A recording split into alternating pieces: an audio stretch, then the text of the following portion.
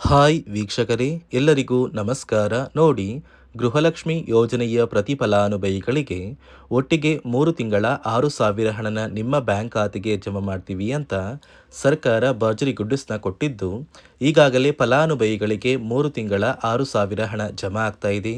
ನಿಮ್ಮ ಬ್ಯಾಂಕ್ ಖಾತೆಗೆ ಎಷ್ಟು ತಿಂಗಳ ಹಣ ಬಂದಿದೆ ಅಂತ ಕಮೆಂಟ್ನ ಮಾಡಿ. ನೀವು ಹಣ ಪಡಿಬೇಕು ಅಂದರೆ ಗೃಹಲಕ್ಷ್ಮಿಗೆ ಮರು ಅರ್ಜಿನ ಹಾಕಬೇಕು. ಇದೇ ಕಾರಣಕ್ಕೆ 3 ಲಕ್ಷಕ್ಕಿಂತ ಅಧಿಕ ಮಹಿಳೆಯರಿಗೆ ಈಗಾಗಲೇ ಸರ್ಕಾರ ಹಣನ ಕ್ಯಾನ್ಸಲ್ ಮಾಡಿದ್ದು, ಉಳಿದಿರುವ ಫಲಾನುಭವಿಗಳಿಗೆ 6,000 ಹಣ ಜಮಾ ಆಗಿದೆ. ಆ ಒಂದು ಬ್ಯಾಂಕ್ ಮೆಸೇಜ್ ಕೂಡ ಸ್ಕ್ರೀನಲ್ಲಿ ಹಾಕಿದ್ದೀನಿ. ಇದೇ ರೀತಿ ನಿಮ್ಮ ಬ್ಯಾಂಕ್ ಖಾತೆಗೂ ಕೂಡ ಸರ್ಕಾರ 3 ತಿಂಗಳ 6,000 ಗೃಹಲಕ್ಷ್ಮಿ ಹಣನ ನಾಳೆ ಬುಧವಾರ ಜೂನ್ 10ರಂದು ಕರ್ನಾಟಕದ 26 ಜಿಲ್ಲೆಗಳಿಗೆ 2 ಹಂತಗಳಲ್ಲಿ 3 ತಿಂಗಳ 6,000 ಹಣನ ನಿಮ್ಮ ಬ್ಯಾಂಕ್ ಖಾತೆಗೆ ಮಧ್ಯಾಹ್ನ 1 ಗಂಟೆಯ ನಂತರ ಸರ್ಕಾರ ಜಮಾ ಮಾಡ್ತಾ ಇದೆ. ಮತ್ತು ರೇಷನ್ ಕಾರ್ಡ್ದಾರರಿಗೆ 3 ಭರ್ಜರಿ ಗುಡ್ಡಿಸ್ನ ಕೊಟ್ಟಿದೆ ಮತ್ತು ಹೊಸ ರೇಷನ್ ಕಾರ್ಡ್ಗೆ ಅರ್ಜಿ ಕೂಡ ಸ್ವೀಕಾರ ಮಾಡ್ತಾ ಇದೆ. ಹಾಗಾದರೆ ಸರ್ಕಾರ ಕೊಟ್ಟಿರುವ ಮಾಹಿತಿ ಏನು ಅಂತ ತಿಳ್ಕೊಳ್ಳೋಣ. ಅದಕ್ಕಿಂತ ಮೊದಲು ನೀವೇನಾದ್ರೂ ನನ್ನ ಚಾನಲ್ನ ಸಬ್ಸ್ಕ್ರೈಬ್ ಆಗಿಲ್ಲ ಅಂದರೆ ದಯವಿಟ್ಟು ಸಬ್ಸ್ಕ್ರೈಬ್ ಮಾಡ್ಕೊಳ್ಳಿ. ಹಾಗೆ ವಿಡಿಯೋಗೆ ಒಂದು ಲೈಕ್ನ ಕೊಡಿ. ಹೌದು ವೀಕ್ಷಕರೇ, ಸರ್ಕಾರದಿಂದ ಪ್ರತಿ ಗೃಹಲಕ್ಷ್ಮಿ ಫಲಾನುಭವಿಗಳಿಗೆ ಜೂನ್ ತಿಂಗಳ 32ನೇ ಕಂತು, ಮೇ ತಿಂಗಳ 31ನೇ ಕಂತು ಹಾಗೂ ಏಪ್ರಿಲ್ ತಿಂಗಳ 30ನೇ ಕಂತು, ಈ 3 ತಿಂಗಳ 6,000 ಹಣನ ಒಟ್ಟಿಗೆ ನಿಮ್ಮ ಬ್ಯಾಂಕ್ ಖಾತೆಗೆ ಜಮಾ ಮಾಡುವುದಾಗಿ ಸರ್ಕಾರ ಭರ್ಜರಿ ಗುಡ್ಡಿಸ್ನ ಕೊಟ್ಟಿದೆ. ಈಗಾಗಲೇ ಫಲಾನುಭವಿಗಳಿಗೆ ಹಣ ಜಮಾ ಆಗೋದಕ್ಕೆ ಶುರುವಾಗಿದೆ. ಆದರೆ ಸುಮಾರು 3 ಲಕ್ಷಕ್ಕಿಂತ ಅಧಿಕ ಫಲಾನುಭವಿಗಳಿಗೆ ಇನ್ನು ಮುಂದೆ ಗೃಹಲಕ್ಷ್ಮಿ ಹಣ ಬರ್ತಾ ಇಲ್ಲ. ಯಾರೆಲ್ಲ ಫಲಾನುಭವಿಗಳು ಈ ಕೂಡಲೇ ಆದಷ್ಟು ಬೇಗ ಗೃಹಲಕ್ಷ್ಮಿಗೆ ಮರು ಅರ್ಜಿನ ಹಾಕ್ತೀರಾ ಅಂತಹ ಫಲಾನುಭವಿಗಳಿಗೆ 3 ತಿಂಗಳ 6,000 ಹಣ ಒಟ್ಟಿಗೆ ಬರುತ್ತೆ ಮತ್ತು ಸರ್ಕಾರ ತಂದಿರುವ ಹೊಸ ನಿಯಮಗಳನ್ನ ಪಾಲಿಸಬೇಕು. ಹಾಗಾದರೆ ಯಾರಿಗೆಲ್ಲ ಹಣ ಬರ್ತಾ ಇದೆ, ಯಾವ ಫಲಾನುಭವಿಗಳಿಗೆ ಕ್ಯಾನ್ಸಲ್ ಆಗಿದೆ ಅಂತ ನಾನು ನಿಮಗೆ ತಿಳಿಸ್ಕೊಡ್ತಾ ಇದ್ದೀನಿ. ಅದಕ್ಕಿಂತ ಮೊದಲು ನೋಡಿ ವೀಕ್ಷಕರೇ, ನಾಳೆ ಬುಧವಾರ ಜೂನ್ 10ರಂದು ಕರ್ನಾಟಕದ 26 ಜಿಲ್ಲೆಗಳಿಗೆ ಮಧ್ಯಾಹ್ನ 11 ಗಂಟೆಗೆ 2 ಹಂತಗಳಲ್ಲಿ 3 ತಿಂಗಳ 6,000 ಹಣ ಬರ್ತಾ ಇದ್ದು, ಮೊದಲ ಹಂತದಲ್ಲಿ ಯಾವ ಜಿಲ್ಲೆಗಳಿಗೆ ಹಣ ಬರ್ತಾ ಇದೆ ಅಂದರೆ ಬಾಗಲಕೋಟೆ, ಬೆಳಗಾವಿ, ವಿಜಯಪುರ, ಧಾರವಾಡ, ಗದಗ, ಹಾವೇರಿ, ಉತ್ತರ ಕನ್ನಡ, ಬೆಂಗಳೂರು ನಗರ, ಬೆಂಗಳೂರು ಗ್ರಾಮಾಂತರ, ರಾಮನಗರ, ಚಿಕ್ಕಬಳ್ಳಾಪುರ, ಚಿತ್ರದುರ್ಗ, ದಾವಣಗೆರೆ, ಕೋಲಾರ, ಶಿವಮೊಗ್ಗ, ತುಮಕೂರು.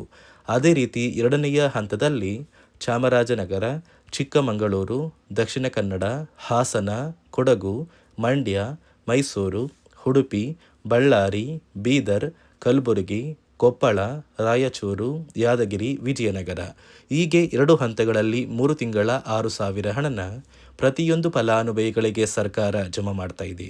ನಿಮ್ಮ ಬ್ಯಾಂಕ್ ಖಾತೆಗೆ ಗೃಹಲಕ್ಷ್ಮಿ ಹಣ ಬರಬೇಕು ಅಂದರೆ ನೀವು ಈ ಕೂಡಲೇ ಮರು ಅರ್ಜಿನ ಹಾಕಬೇಕಾಗುತ್ತೆ ಮತ್ತು ಸರ್ಕಾರದಿಂದ ಬಂದಿರುವ ಹೊಸ ನಿಯಮಗಳನ್ನ ಪಾಲಿಸಬೇಕಾಗತ್ತೆ. ಹಾಗಾದರೆ ಸರ್ಕಾರದಿಂದ ಯಾವ ರೀತಿಯ ಬದಲಾವಣೆಗಳು ಬಂದಿದೆ ಅಂತ ನಾನು ನಿಮಗೆ ತಿಳಿಸ್ಕೊಡ್ತಾ ಇದ್ದೀನಿ. ನಿಮ್ಮ ಬ್ಯಾಂಕ್ ಖಾತೆಗೆ ಗೃಹಲಕ್ಷ್ಮಿ ಯೋಜನೆಯ 3 ತಿಂಗಳ 6,000 ಹಣ ಜಮಾ ಆಗಬೇಕು ಅಂದರೆ ನೀವು ಆದಷ್ಟು ಬೇಗ ಗೃಹಲಕ್ಷ್ಮಿಗೆ ಮರು ಅರ್ಜಿನ ಹಾಕೋದು ಕಡ್ಡಾಯ. ಯಾವ ಕಾರಣಕ್ಕೆ ನೀವು ಮರು ಅರ್ಜಿ ಹಾಕಬೇಕು ಅಂತ ಕೂಡ ತಿಳಿಸ್ಕೊಡ್ತಾ ಇದ್ದೀನಿ. ನೋಡಿ ವೀಕ್ಷಕರೇ, ಸುಮಾರು 2 ರಿಂದ 3 ಲಕ್ಷಕ್ಕಿಂತ ಅಧಿಕ ಮಹಿಳೆಯರಿಗೆ ಗೃಹಲಕ್ಷ್ಮಿ ಹಣನ ಸರ್ಕಾರ ಕ್ಯಾನ್ಸಲ್ ಮಾಡಿದೆ. ಯಾಕಂದರೆ ಈ 3 ಲಕ್ಷಕ್ಕಿಂತ ಅಧಿಕ ಫಲಾನುಭವಿಗಳ ಬ್ಯಾಂಕ್ ಖಾತೆಗೆ ಪ್ರತಿ ತಿಂಗಳು ಗೃಹಲಕ್ಷ್ಮಿ ಹಣ ಜಮಾ ಆಗ್ತಾ ಇತ್ತು. ಸುಮಾರು ಸಾಕಷ್ಟು ಫಲಾನುಭವಿಗಳು ಮರಣ ಹೊಂದಿದ್ದಾರೆ. ಆ ಮರಣ ಹೊಂದಿರುವ ಫಲಾನುಭವಿಗಳ ಒಂದು ಸಂಖ್ಯೆ 2 ಲಕ್ಷಕ್ಕಿಂತ ಜಾಸ್ತಿ ಇದೆ. ಇದೇ ಕಾರಣಕ್ಕೆ ಪ್ರತಿ ಫಲಾನುಭವಿಗಳು ಗೃಹಲಕ್ಷ್ಮಿಗೆ ಮರು ಅರ್ಜಿನ ಹಾಕಿ ನಿಮ್ಮ ಬ್ಯಾಂಕ್ ಖಾತೆಗೆ ನೀವು ಹಣ ಪಡಿಬೇಕು. ಇಲ್ಲಿ ಮರು ಅರ್ಜಿ ಹಾಕುವ ಮೂಲಕ ಸರ್ಕಾರಕ್ಕೆ ನೀವು ಇನ್ನೂ ಕೂಡ ಗೃಹಲಕ್ಷ್ಮಿ ಹಣನ ಪಡಿತಾ ಇದ್ದೀರಿ ಅಂತ ತಿಳಿದು ಬರುತ್ತೆ. ಮತ್ತು ಯಾರೆಲ್ಲ ಫಲಾನುಭವಿಗಳು ಮರು ಅರ್ಜಿನ ಹಾಕೋಲ್ಲ ಅಂತಹ ಫಲಾನುಭವಿಗಳ ಒಂದು ಹೆಸರನ್ನ ಗೃಹಲಕ್ಷ್ಮಿ ಯೋಜನೆಯ ಅರ್ಹರ ಪಟ್ಟಿಯಿಂದ ಸರ್ಕಾರ ಕ್ಯಾನ್ಸಲ್ ಮಾಡುತ್ತೆ. ಸರ್ಕಾರಕ್ಕೆ 2 ಲಕ್ಷಕ್ಕಿಂತ ಅಧಿಕ ಮಹಿಳೆಯರು ಮರಣ ಹೊಂದಿರೋದು ತಿಳಿದು ಬಂದಿದೆ. ಇದೇ ಕಾರಣಕ್ಕೆ ಈ ಜೂನ್ ತಿಂಗಳಲ್ಲಿ ಸರ್ಕಾರದಿಂದ ನೇಮಕಗೊಂಡಿರುವ ಕೆಲವು ಅಧಿಕಾರಿಗಳು ನಿಮ್ಮ ಮನೆ ಬಾಗಿಲಿಗೆ ಬಂದು ಪ್ರತಿ ಫಲಾನುಭವಿಗಳ ಒಂದು ದಾಖಲಾತಿಗಳನ್ನ ಮರುಪರಿಶೀಲನೆ ಮಾಡಿ ಮತ್ತೆ ಅರ್ಜಿನ ಹಾಕ್ಸ್ಕೊಂಡು ಹೋಗ್ತಾರೆ. ನಂತರ ನಿಮ್ಮ ಬ್ಯಾಂಕ್ ಖಾತೆಗೆ 3 ತಿಂಗಳ 6,000 ಹಣ ಬರುತ್ತೆ. ಅದೇ ರೀತಿ ಇನ್ನು ಮುಂದೆ ಪ್ರತಿ ವರ್ಷವೂ ಕೂಡ ನೀವು ವರ್ಷದ ಕೊನೆಯಲ್ಲಿ ಗೃಹಲಕ್ಷ್ಮಿಗೆ ನೀವು ಹೊಂದಿರುವ ಲೈಫ್ ಸರ್ಟಿಫಿಕೇಟ್ನ ಕೊಟ್ಟು ಅರ್ಜಿನ ಹಾಕಿದ್ರೆ ಮಾತ್ರ ಆ ಒಂದು ವರ್ಷದಲ್ಲಿ ಪ್ರತಿ ತಿಂಗಳು ಗೃಹಲಕ್ಷ್ಮಿ ಯೋಜನೆಯ 6,000 ಹಣ ಬರುತ್ತೆ. ಈಗಾಗಲೇ ಫಲಾನುಭವಿಗಳಿಗೆ ಗೃಹಲಕ್ಷ್ಮಿ ಹಣ ಜಮಾ ಆಗೋದಕ್ಕೆ ಸ್ಟಾರ್ಟ್ ಆಗಿದೆ.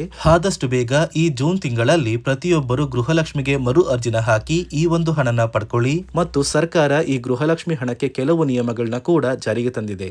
ಅದೇ ರೀತಿ ರೇಷನ್ ಕಾರ್ಡ್ ಹೊಂದಿರುವ ಪ್ರತಿಯೊಂದು ಕಾರ್ಡ್ದಾರರಿಗೂ ಕೂಡ ಸರ್ಕಾರ 3 ಮುಖ್ಯವಾದ ಭರ್ಜರಿ ಗುಡ್ ನ್ಯೂಸ್ನ ಕೊಟ್ಟಿದ್ದು, ಮೊದಲ ಒಂದು ಗುಡ್ ನ್ಯೂಸ್ ಬಂದು ಸರ್ಕಾರ ಹೊಸ ರೇಷನ್ ಕಾರ್ಡ್ಗೆ ಅರ್ಜಿನ ಸ್ವೀಕಾರ ಮಾಡ್ತಾ ಇದೆ. ನೀವು ಕೂಡ ಹೊಸ ರೇಷನ್ ಕಾರ್ಡ್ನ ಪಡಿಬೇಕು ಅಂದರೆ ಆದಷ್ಟು ಬೇಗ ಅರ್ಜಿನ ಹಾಕಿ. ಅದೇ ರೀತಿ ಎರಡನೆಯ ಒಂದು ಗುಡ್ ನ್ಯೂಸ್ ಬಂದು ನೋಡಿ ವೀಕ್ಷಕರೇ, ನಿಮ್ಮ ಒಂದು ರೇಷನ್ ಕಾರ್ಡ್ಗೆ ಸರ್ಕಾರದಿಂದ ಈ ಜೂನ್ ತಿಂಗಳಲ್ಲಿ 3 ತಿಂಗಳಿಗೆ ಬರುವಂತಹ 15 ರೀತಿಯ ಆಹಾರ ಪದಾರ್ಥಗಳನ್ನ ಸರ್ಕಾರ ಉಚಿತವಾಗಿ ಕೊಡ್ತಾ ಇದೆ. ಈ ಜೂನ್ ತಿಂಗಳಲ್ಲಿ ಸಿಗಬೇಕಾಗಿರುವಂತಹ ಇಂದಿರಾ ಕಿಟ್ ಮತ್ತು ಮೇ ತಿಂಗಳಲ್ಲಿ ನಿಮಗೆ ಬರಬೇಕಾಗಿರುವಂತಹ ಒಂದು ಇಂದಿರಾ ಕಿಟ್, ಅದೇ ರೀತಿ ಏಪ್ರಿಲ್ ತಿಂಗಳಲ್ಲೂ ಕೂಡ ನಿಮ್ಮ ಒಂದು ರೇಷನ್ ಕಾರ್ಡ್ಗೆ ಇಂದಿರಾ ಕಿಟ್ನ ಕೊಟ್ಟಿಲ್ಲ. ಒಟ್ಟು 3 ತಿಂಗಳ 15 ಆಹಾರ ಪದಾರ್ಥಗಳನ್ನ ಸರ್ಕಾರ ಪ್ರತಿ ಕಾರ್ಡ್ದಾರರಿಗೆ ವಿತರಣೆ ಮಾಡ್ತಾ ಇದೆ. ಮೂರನೆಯ ಒಂದು ಗುಡ್ ನ್ಯೂಸ್ ಬಂದು, ಇನ್ನು ಮುಂದೆ ನೀವು ಉಚಿತ ಅಕ್ಕಿ ಪಡಿಬೇಕು ಅಂದರೆ ಆ ಒಂದು ಬಯೋಮೆಟ್ರಿಕ್ ಮಷಿನ್ ಮೇಲೆ ಬೆರಳಿಡುವಂತಹ ಅವಶ್ಯಕತೆ ಇಲ್ಲ.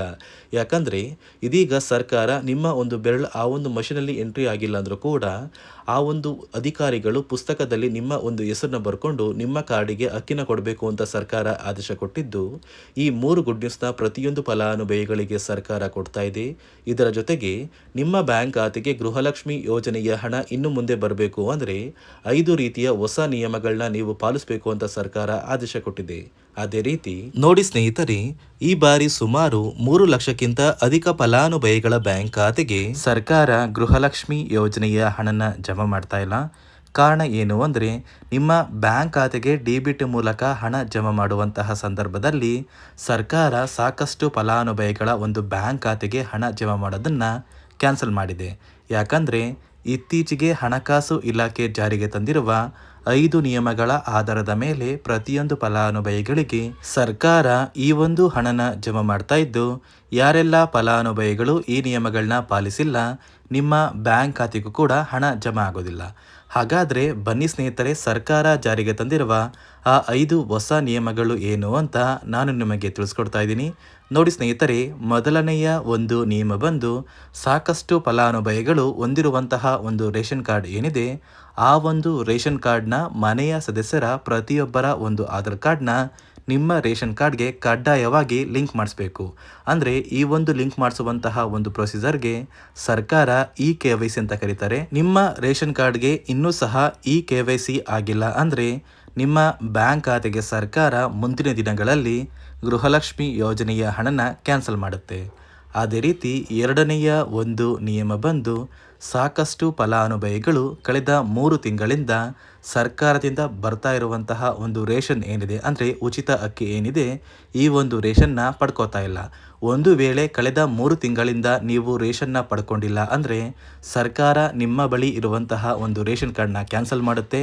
ನಿಮ್ಮ ರೇಷನ್ ಕಾರ್ಡ್ನ ಸರ್ಕಾರ ಕ್ಯಾನ್ಸಲ್ ಮಾಡಿದ್ರೆ ನಿಮ್ಮ ಬ್ಯಾಂಕ್ ಖಾತೆಗೆ ಗೃಹಲಕ್ಷ್ಮಿ ಯೋಜನೆಯ ಹಣ ಇರ್ಬೋದು ಮತ್ತು ಸರ್ಕಾರದಿಂದ ಬರುವಂತಹ ಒಂದು ಸೌಲಭ್ಯಗಳನ್ನ ನೀವು ಕಳ್ಕೋಬೇಕಾಗುತ್ತೆ.